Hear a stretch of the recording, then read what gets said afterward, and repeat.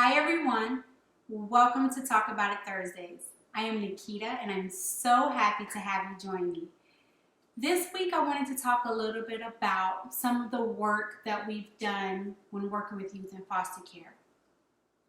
One thing that comes to mind immediately is there was this time I was working in an all boys group home and we were discussing what does it mean to them to be a man.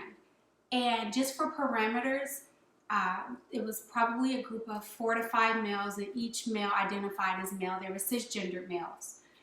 So when I was asking them, what does it mean to them to be a man, they cited references as far as professional athletes and entertainers. And I said, well, can you think of examples of men that who are not entertainers or athletes?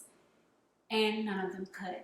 And this was ages, I think the youngest was 12 and the oldest was 17. And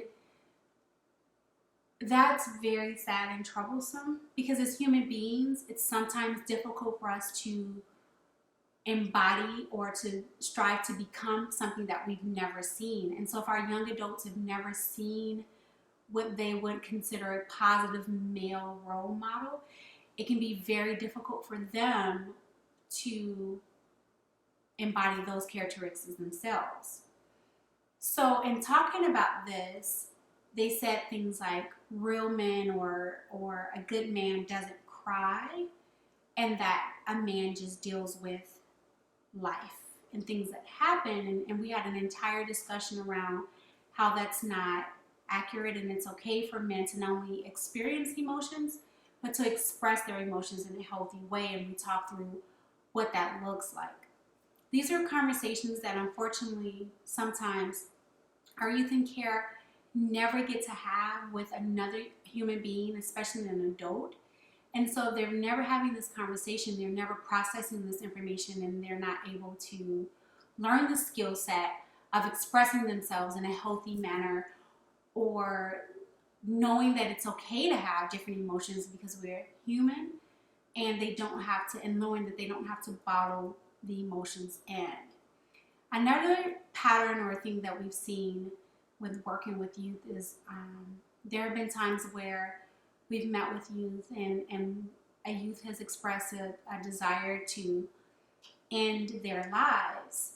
And this is something that is always immediately a crisis, meaning we have to stop everything we're doing and deal with that person who is in need of help. And so we partner with other organizations who work in this field. We will call crisis. We'll do everything we can to wrap that young person in supports. And so these are some of the things that our youth don't always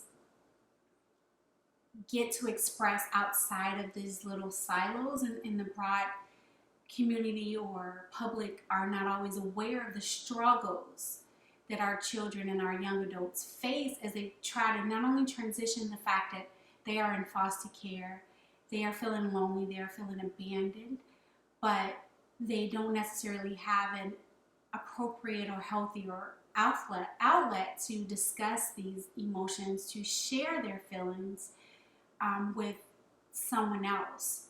And one of the things that I always say is that every child is one caring adult away from success. And through my organization, I make sure that myself and my staff are that one caring adult. And what that looks like for us is going in and getting in the trenches with them and not trying to fix them, but listening and helping them feel more empowered by giving them the tools and the skills that they need to be successful to advocate for themselves. And that is one of the things that keeps me motivated is there are times where I have youth who would say, I can't see a future for myself and I don't know what a future looks like because they're in survival mode. And then they go through our program and then they have a plan of this is where I want to go and here are the steps I want to take. That is the food for my soul that feeds me. One of the things that I ensure that myself and staff do to make sure that we can continue to support our youth is we have to have our own self-care regimen. And I cannot wait to talk to you next week about self-care and its importance, especially for our social workers and any population, our educators, any population that's working with other human beings and children. We need to make sure that we are also taking care of ourselves so that we have enough to give back. So with that, I will end it. I thank you for joining me this week, and I look forward to talking to you next week. Bye.